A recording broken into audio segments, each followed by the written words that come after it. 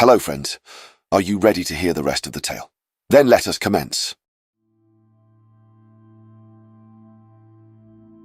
So, as you know, the Ragtags have found themselves in Merah, a subdomain in the Feywild that is going through a bit of a crisis right now. It's a dark and gloomy place generally, run by some archfey cutter named the Lord Shade Valrelin. The Lord Shade has opened up a hole in the sky right above Merah that is apparently sucking the life out of the gate town of Sylvania in the Outlands, for reasons that remain unclear at the moment. Valrelin has a bit of a history bringing on apocalypses and downfalls, but we can talk about that later. So, how do our good friends the Ragtags all fit into this, you ask? A really good question, that.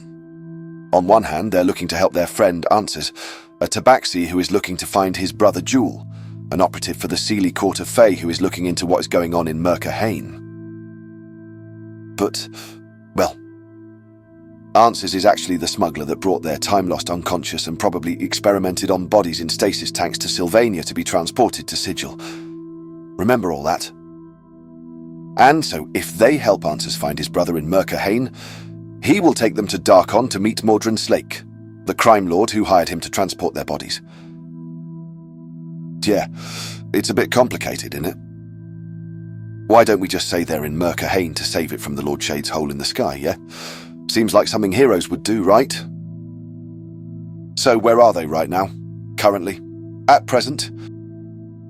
Well, they're currently in a Fey cave in Coldmire, a frozen part of Merah that is the domain of a cursed Eladrin knight now known as Hivernin. And after having just found a trove of treasure and magic items, they're about to climb up some stairs up into sunlight, and, well, who knows what else. I mean, I'd love to say that sunny staircase heads straight up into the ice cream festival at the petting zoo in the Elysium Fields, but, well, that's just probably not going to happen, is it? Actually, the ice cream festival isn't until next month for starters. So, get your popcorn ready and let's see how this all turns out for everyone, shall we? Needing time to inventory, and then attuned to all the magic goodies they found, the Ragtags took a short rest. So yeah, a bit anticlimactic, that. But, well, they say the best adventurers never go headlong into one, right? I mean, I actually don't know if that's what they say. I'm asking you if they say that. Anyway, finally, after an hour or so of attuning and resting, our heroes climbed the mysterious and sun-drenched staircase that led up into mystery and adventure. And most certainly not stabbing and death. Joking aside, what they saw at the top of the staircase was, well, it was certainly a bit different to what they had been experiencing in Coldmire. The stone staircase led up and into a long and relatively narrow crevasse about 60 feet wide and roughly 140 feet long, with sheer, rough-hewn rock walls towering up over 100 feet in height. But what was truly surprising was the warmth. There was no real sign of the body-numbing frigid chill of Coldmire here. Beams of sunlight poured down, reaching the inside of this strange crevasse. The floor of the place was covered in about half a foot of water, not ice, and mud. There were verdant, thorny vines twisting up the side of the walls. There was moss on the rocks, and even some flowers and other plants growing in various places. And then there was the tree. A 40-foot-tall white oak with shimmering, I mean literally shimmering, golden leaves. Everyone was quite speechless. Far off, near the opposing end of the space, they could see a large obsidian pedestal with a statue. Upon closer inspection, the statue appeared to be a kneeling fey woman in robes holding a metal scale, with one end lower than the other. As the companions slowly and cautiously entered, they also noticed that there didn't appear to be an exit. Okay, there it is. The obvious turn back around warning sign that everyone is going to see and realize that this is all a trap of some kind, and... okay. We're just going to continue on into the death crevasse then? Right. Got it. Carry on. Faris sent his owl to scout up and over the high cliff walls, and it turned out they were still in Coldmire, as the familiar could see the icy and frigid wastes stretching out everywhere surrounding this strange haven space. As everyone, Except the pixies had come down into the watery floor of the crevasse, they noticed a figure rise from within the roots of the glowing tree and step out. Continuing to move toward them, the figure was an imposing and tall Eladrin knight wearing impressive green mithril armor and had glowing green-blue eyes. That's never good, right? The undead warrior was carrying a longsword and had thorn-barbed vines growing around one arm and even tiny flowers growing at other points of his armor. As he continued to move toward the heroes, his ghostly voice said, "You must weigh your heart against his." With that, a mass of vines and thorny tendrils erupted from the mud and water beneath the companions' feet and entangled pretty much everyone, except Brace. Then the knight plunged his sword into the water and a wave of boiling steam blasted forth, scalding everyone, except for Dimplemist and Lilyspeck. Things were not going well, to say the least. Drogon managed to untangle himself, only to come face to face with the Green Knight. But the swift-footed half-elf avoided the Eladrin's longsword and, thanks to his trusty cloak of arachnida, he ran up the rocky crevasse wall. Varys Misty stepped out of the vines and started to run toward the enigmatic statue all the way at the other end of things. Still entangled in the vines, Unia cast levitation on the knight and it lifted him up and out of the water, leaving him vulnerable, probably, to attack.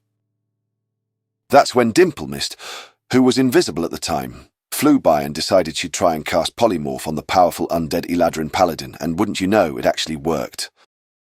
So, with that, the imposing, green-armoured Sentinel transformed before everyone's eyes into an emerald-hued rooster. That was levitating. Good old polymorph, eh? Total game-changer, that is, yeah? I mean, some would say game-breaker, but who am I to say what works and what doesn't, right? So, with the seemingly ancient Watcher now a floating green chicken, at least for an hour or as long as no one attacked him, whichever came first, the heroes set about investigating the crevasse for some kind of way out, or to solve whatever riddle or puzzle was at play here. Varys and Unia began poking around the statue of the Fey woman holding the scale, tentatively at first. This seemed to draw the ire of the floating emerald chicken, which is something I would never have guessed I would ever have to say, and I have been around for, well, never mind about that. From near the entrance with Regal and the pixies, the rooster clucked and cawed with greater intensity, the more everyone's interest focused on the statue, and specifically the scale. Undeterred by the protest of the rooster, the companions looked inside the bowls of the scale, and they saw something impossible. Inside one of the bowls, weighing it down, was a beating heart. Ugh! A bit gruesome, that, eh? At this point, the levitating emerald rooster, who was now with everyone, was clucking and squawking and carrying on, clearly not happy that someone was disturbing the statue, the scale, the heart. One could say they were clucks and squawks of warning, perhaps. One could say that, yes. Still, despite all the chicken noise, Varys reached into the bowl and grabbed the heart. With that, a massive fireball detonated from the heart, blasting everyone, chicken included, in a 30-foot radius of the scales. When the dust and green feathers cleared, Varys, Unia and Devrina were unconscious, and everyone else was staring face to face with the angry Eladrin Sentinel, who had transformed back from his chicken state. "You would steal the heart," the knight accused the companions. Bray said that no, they weren't there to steal anything. They were there to receive the heart and use it to save the land from whatever curse it was now under. Clearly never considering that someone might come to this place and try to persuade him to hand over the heart, the Sentinel seemed taken aback by the Dragonborn sorcerer's words. "You mean to defeat Hivernion?" Bray said that yes, it was their plan to stop Hivernaeon, and more importantly, end whatever curse or blight was upon Slanhain. The Sentinel stood and stared at the sorcerer for a moment, seeming to peer into his soul or, yes, weigh his heart. The Watcher stepped forward and said, "You are a paragon of your kind, Draconic One. You have shown the fire of your heart and earned a fitting boon." He raised his hand, and the scale flipped as the other bowl now weighed it down, and the bowl holding the heart raised high and burst into green flame. The spring heart, the heart of Sir Dermot, ripped from his chest by the Lord Shade himself.